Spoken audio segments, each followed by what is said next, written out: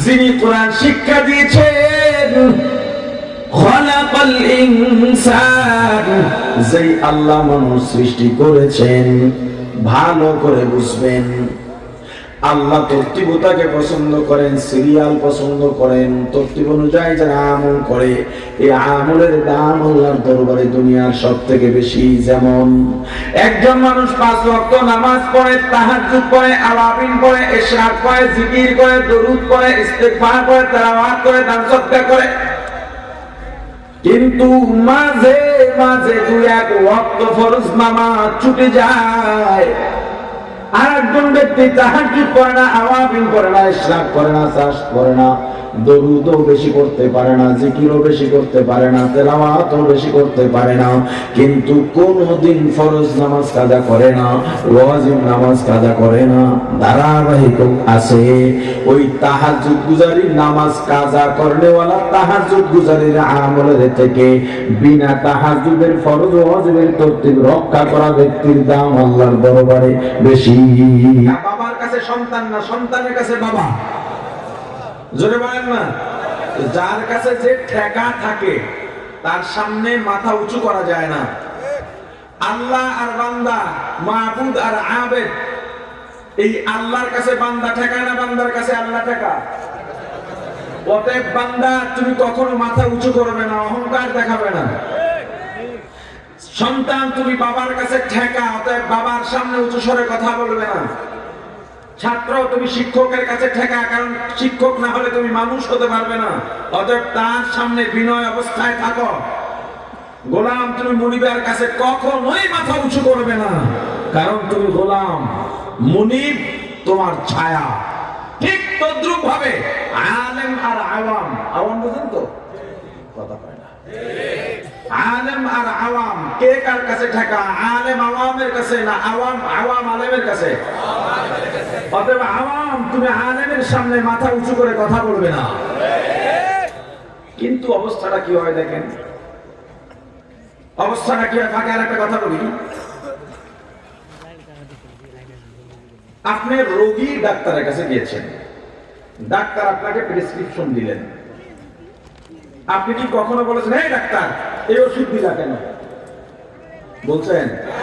বরং টাকা দিয়ে তারপর প্রেসক্রিপশন আনছেন। আপনি কি করলেন? প্রেসক্রিপশন নিয়ে ফার্মেসিতে চলে গেলেন। এই ডাক্তার ভাই ফার্মেসিওয়ালা দেখেন তো কোন দিনের ওষুধ। ওষুধ দিল, দেখলেন এই যে 7 দিন, 21 দিন, 1 মাস, ফুল কোর্স দাও। ফুল কোর্স দিয়ে দিল। আপনি কি ফার্মেসিওয়ালাকে বলছেন এই ভাই তুমি এই ওষুধ দিলা কেন? কথার জবাব দেন। আরে আজব ব্যাপার, পেলাম তো হয়ে গেছে।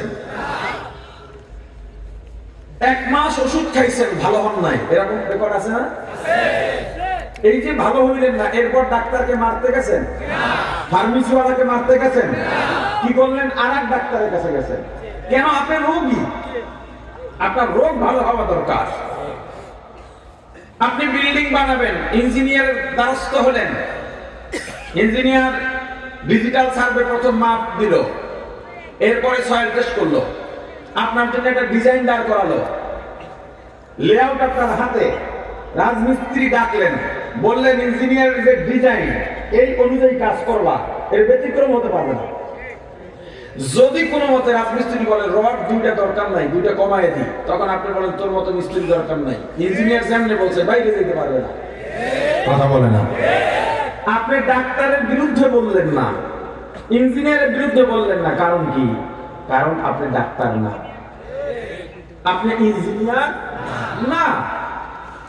ডাক্তার না বলে ডাক্তারের বিরোধিতা করেন নাই, ভুল ধরেন নাই। ইঞ্জিনিয়ার না বলে ইঞ্জিনিয়ারের ভুল ধরেন নাই। কিন্তু আশ্চর্য ব্যাপার হলো আপনি কোরআন জানেন না, হাদিস জানেন না, কেরাত জানেন না, আপনি তেলাওয়াত জানেন না, মাসআলা জানেন না, বিধান জানেন না, শরিয়া জানেন না, কিন্তু আপনি আলেমের বিরুদ্ধে কথা বলেন। ব্যাপারটা কি?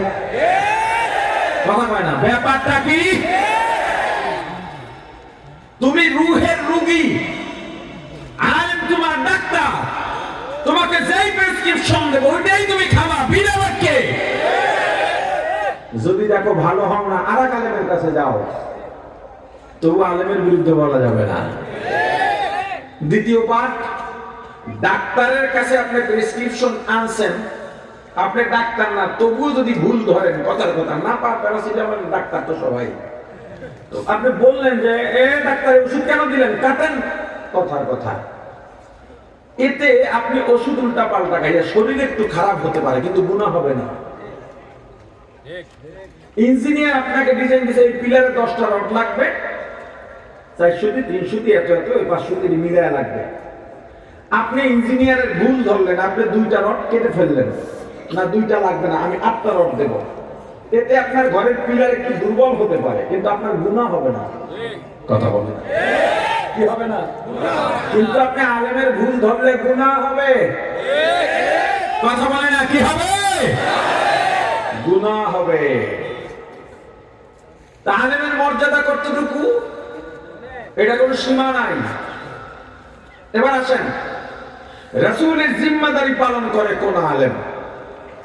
একটা হলো আলেম, আর একটা হলো ওয়ারাসাতুল আম্বিয়া। একটা কি আর একটা কি? এই দুইটার মধ্যে আসমান জমিন ব্যবধান। আলেম যে কেউ হতে পারে, আপনি কিতাব পড়বেন, আলেম হয়ে যাবেন। ওয়ারাসাতুল আম্বিয়া কাকে বলে? যে রাসূলের জিম্মাদারি পালন করে।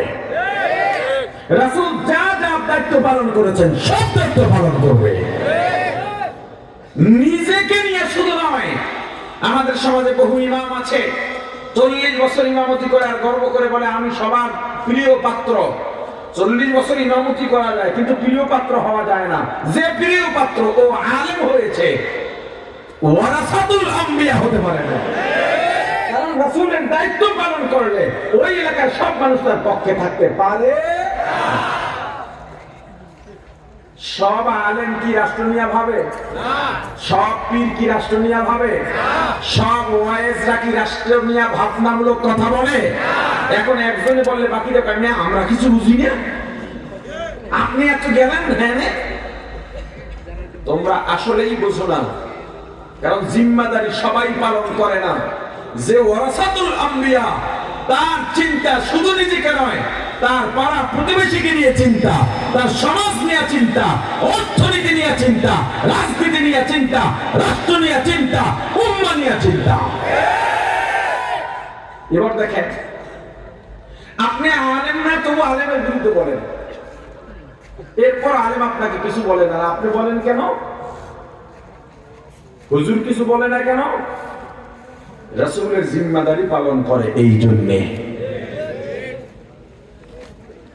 আলেম আপনাকে কিছু বলে না, আপনি আপনার দলের বিরুদ্ধে বললে আরেক দল আপনার মারতে যায়। কথা হয় না? এই ফ্যাসিস্টের সময় নিজেরা নিজেদের হাতে শত শত মারা গেছে, আর এই 5 তারিখের পর থেকে পর্যন্ত বিএনপির হাতে 200-র উপরে মারা গেছে। কিন্তু আলেমের বিরুদ্ধে বললে আলেম আপনাকে মারতে যায় না। কেন জানেন? উম্মার প্রতি, আপনার প্রতি আলেমদের কলিজা ভরা দয়া আর মায়া আর ভালোবাসা। এই ভালোবাসা কোথায় পেলেন তারা? আমার রাসূল ছিলেন মায়ার নবী, দয়ার নবী। যারা রাসূলের জিম্মাদারি পালন করে ওই দয়ার ভাগও তারা হইছেন। দেখেন আমার রাসূল কতটা দয়াবান। আমার রাসূল যখন তায়েফে গেলেন, কি কষ্ট, ইতিহাসের শ্রেষ্ঠ নির্যাতন ছিল সেটা।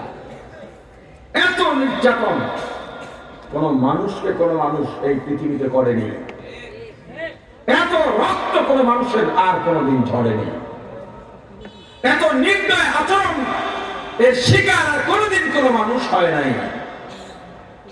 আমার রাসূল তায়েফে গেলেন, চিন্তা করে গেছেন তায়েফের সঙ্গে আমার রাসূলের 2টা সম্পর্ক।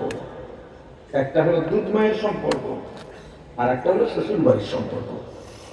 রাসূল চিন্তা করলেন আমি যদি তায়েফে গিয়ে দাওয়াত দিই, তাহলে হয়তো এই সূত্রে কেউ কেউ আমার কথা মানতে পারে। আচ্ছা, এবার আমাকে বলেন, রাসূলের তায়েফ যাওয়ার কি প্রয়োজন ছিল? মক্কা থেকে তায়েফ 70 থেকে 80 কিলো দূরত্ব, এবং পুরো জায়গাটা মক্কা থেকে উঁচা, 6000 ফিট উঁচা। মক্কা থেকে তায়েফ 6000 ফিট উঁচা। নরমাল গাড়ি গেলে মাঝে মাঝে হিট হয়ে যায়, গরম হয়ে যায়।